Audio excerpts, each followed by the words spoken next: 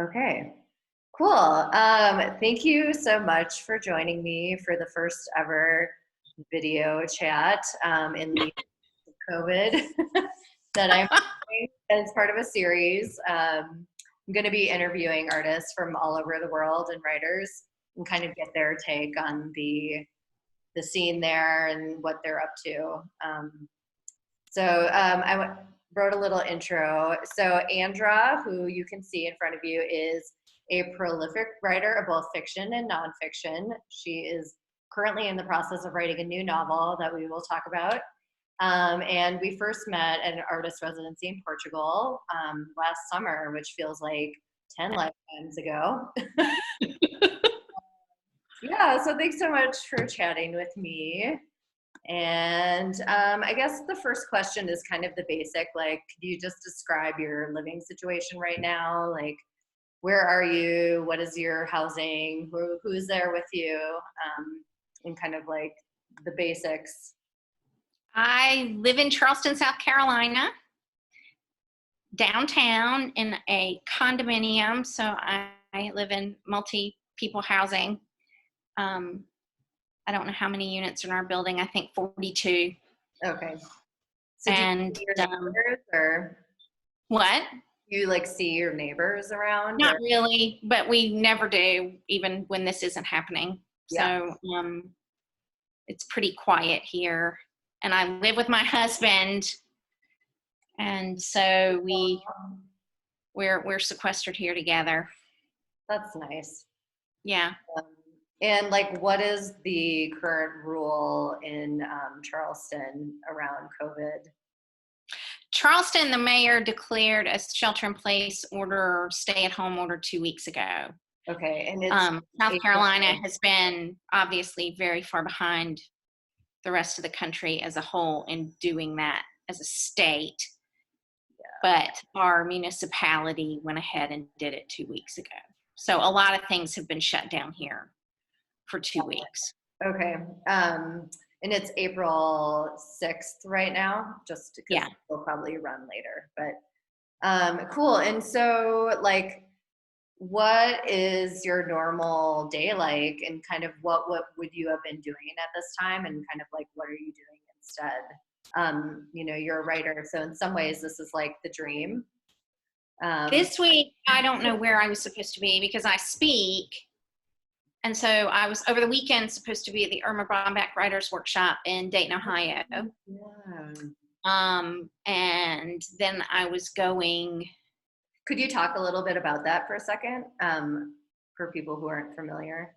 Okay, so the Irma Brownback Writers Workshop is one of the biggest conferences for comedy writing and other general writing and performance in the United States. So every year they have a conference at the University of Dayton. She was from Dayton. And so they have 350 slots. It sells out in like 3 hours. So I was lucky enough to get a slot this year. And so do you have to apply with a portfolio, or what's the application like? It's first come, first served. You apply. Oh, okay. And I wouldn't describe your work as like comedic writing, but I'm curious like what your thought around that was. Not that you're not funny, but no, it's a very supportive conference for all kinds of writing, and there were good networking opportunities there. So I thought I'll go because I need to make myself do more of that kind of stuff. Yeah. But now it's been pushed back to Halloween week. Yeah. So that's where I was supposed to be. And I think I was supposed to be home this week and then in Massachusetts speaking next week. I had all of these speaking engagements on the Cape and a TV interview and all this kind of stuff lined up that has all fallen through. So in my typical life, I'm gone about 2 weeks out of the month, and I'm home the rest of the time when I'm not in residency. But obviously now I almost never leave the house. So it's very different existence for me. Yeah. Although I did like kind of what you said on your Instagram about it being like a COVID residency. I think that really my corona residency. Yeah. Did you come up with that? Or was okay. Could you talk a little bit about that? Is that kind of how you're approaching it now, or is Yeah, my lifestyle is very similar to what you saw in Portugal, where I sleep till about 10 every day. And I eat 2 meals a day. I exercise for about 2 hours a day. Whoa. Oh my Um, God. That's I impressive, actually. I'm really impressed by that. What do you do? I have a Peloton bike, Wow. and I You break practice it yoga and up meditation. or you just go straight? I do. There's a 6-week program that I'm doing right now. Okay. So if I didn't have somebody like whipping me to do it, I just wouldn't do it at all. So I don't really enjoy the bike, but I love practicing yoga, Yeah. and have had a daily practice for 2 years. And so they have classes that I do, and they have meditation classes Yeah. that I do. And so that takes about 2 hours. Yeah. I'm reading a lot and writing in the afternoon and evening, and Yeah. staying in touch with friends. And I'm trying really hard to just enjoy this time and not have it be, so I've got to be doing something, or I've got to be making something that's going to bring me out of this or whatever. I'm just trying to sit in the moments and be present, and if I'm bored or if I'm not very busy, it's okay. I Yeah. took a nap today because I just felt like it. So Yeah. Well, also like all that creative energy, like trying to produce a book, or like for me, I'm making a bunch of paintings, like can be so exhausting. I think we talked about this like a while ago, that you sleep a lot at residencies because you're like channeling all this energy into a project. And it's like, I don't know that people are really used to that intense of a focus. And when you're kind of trapped in your house, that's like a new way to engage with the world that I think artists are a little bit more practiced at, but it's still like legitimately exhausting, even though maybe you're not even leaving your house, you know? yeah, I mean, part of my exhaustion at residencies is that I'm flying all over the place and speaking multiple times a week for weeks on end. And so by the time I get to a residency, I'm really tired. Yeah, yeah, yeah, And so physically, it takes me several days of sleeping and decompressing from that to kind of get into a mindset to create. yeah. And, Yeah, you to know, unwind from like your work life. yeah, the first 2 weeks of being stuck at home, I was self quarantining because I'd gone to DC for some appearances, and I didn't want to be spreading it here. So I volunteered to self quarantine and stayed home and never left the house for 2 weeks. So Yeah. I kind of had time in there to settle into that place that you go as a creator, where you start thinking about creating. Yeah. And how Because long did that kind of take? Like, oh, yeah. there's so much noise externally right now that it's hard to shut off. You want to feel like you're keeping up with the news, but the news is just all so horrible and dreadful. Yeah. I want to feel like I know what's happening, but you just quickly get sucked into this vortex of awfulness. Totally. And so I've tried to ration how much of that I do. Okay. Um, And yeah, because for me, I know like they weren't really taking it seriously here in Mexico. And then as soon as I decided to self quarantine, and then I knew that people like in San Francisco were, um, for some reason, even though nothing had changed around me, my anxiety level went up a lot, just knowing that I was going to be in this place for a while. And so like the first couple of days I was like, like running around, like cleaning things, like watching movies, and not really able to do that much productively. Yeah, it's like a different thing. It's not like you're just hanging out at the house. but we don't approach creativity that way anymore. One of the commodifications of our attention has been making us feel like we always have to be producing something. And so much of creating is not producing, and sitting with these moments of quiet or stress, or or boredom or whatever, Mhm. and uncovering these little pieces of ourselves that we want to, you know, chip off and hone into something that we share with people. Yeah. Um, Sure. you know, because I do residencies, I've become good at that. So this isn't as hard for me to do as has been for some of my friends. I don't have children at home. So, you know, that's another whole level of this that I can't fathom Yeah. how my friends who have children are getting anything done right now. Absolutely. I just think I saw my friend posted to like my Minnesota friend group, and they all have kids.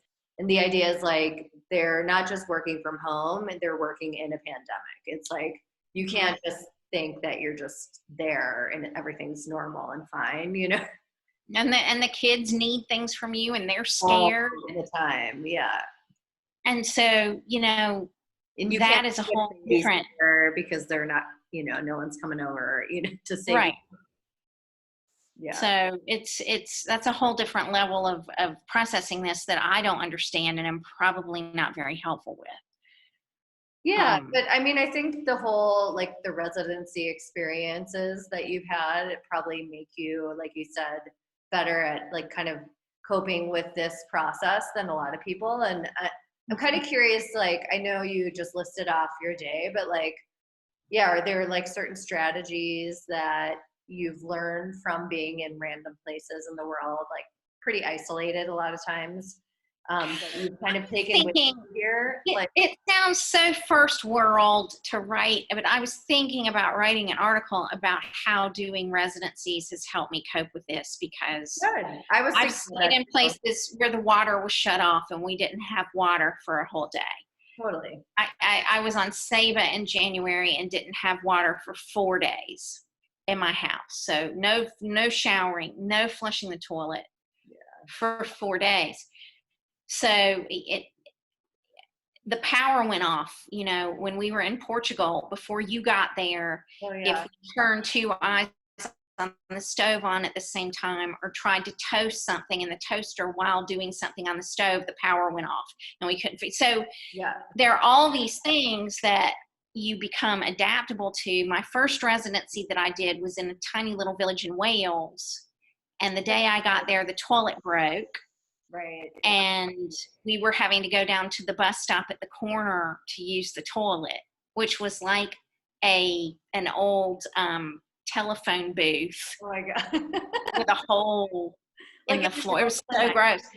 Would you go? So, you know, when people complain about not having toilet paper or not having some luxury, I just kind of am rolling my eyes, because I haven't lived like a Peace Corps volunteer or like Oh no. in the bush or any, you know, there are certainly, I've not had those experiences, but even with what I've had, this is not very hard.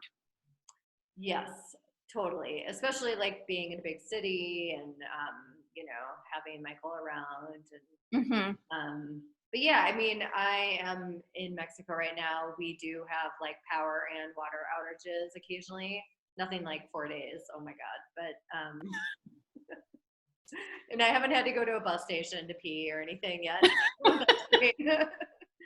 um, but yeah, I was kind of thinking about it when I'm down here because, you know, I was just kind of hunkering in for like the relative isolation that you kind of come to expect a little bit from being at an artist residency in kind of a small town.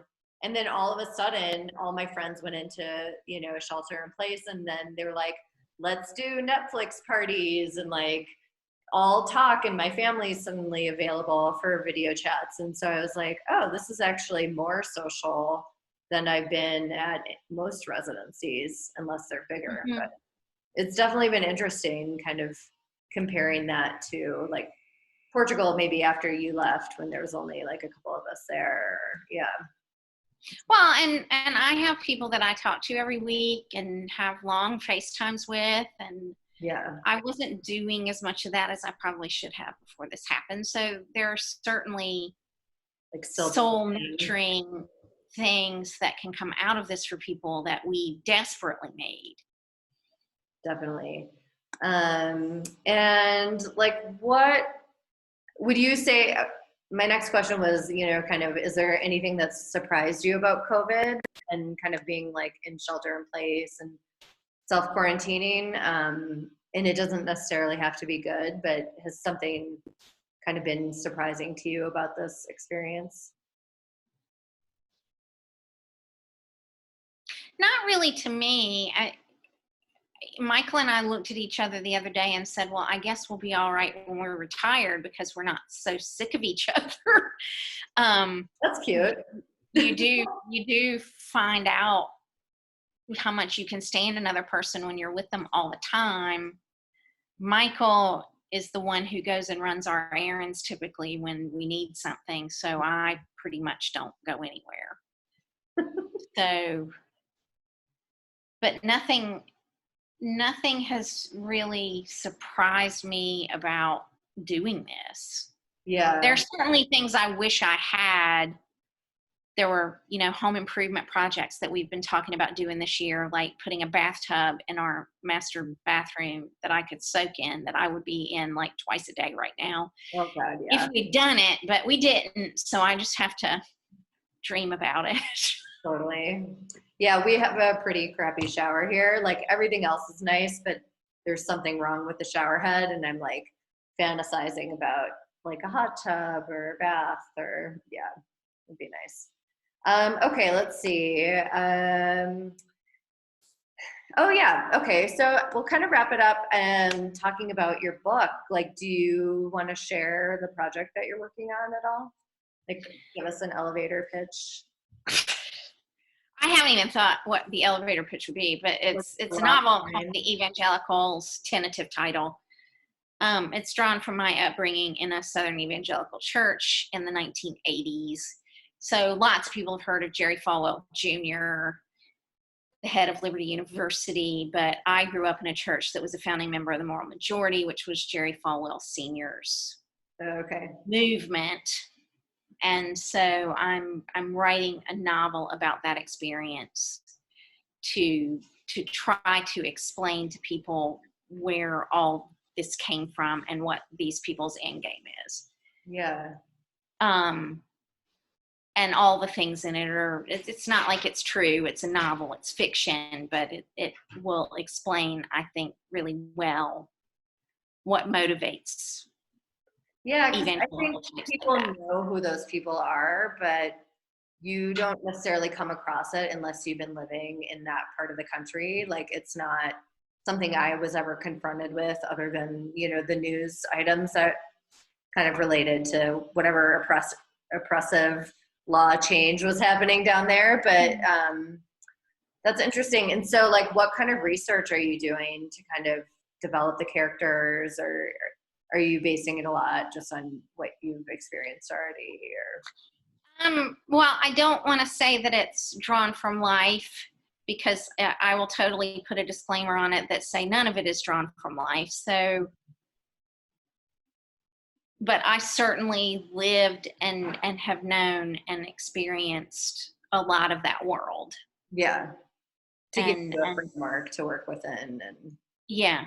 That's cool. And so what has the process been like? Like, the last time I talked to you, you were in like round like 4 of edits. Because I know when I saw you in Portugal, you were kind of starting it. Yeah, I had been working on it for a while. It took me a while to get into it, into how to approach it. So I think I did 2 drafts just to get to that point. Wow. So I got the book back from beta readers. So I had 4 beta readers read it. I don't usually have that many, but with this book, I picked specific people. One was a Southerner who had grown up with some exposure to those kinds of people. Yeah. One was an atheist who had not, doesn't have any sort of belief. And one grew up Catholic in the Midwest. So I wanted to see where the book was hitting people with different backgrounds. Yeah, that's a really good idea. And so I got some really great feedback from all of them. They're all really great writers. in Cool. their own right. So, you know, their job is to pick the book apart, not to say how good it is. So I have a billion notes to address, which I'm in the process of addressing. My editor is expecting something on April 20th. Oh, cool. And so how long when did you get the notes back? 3 weeks ago.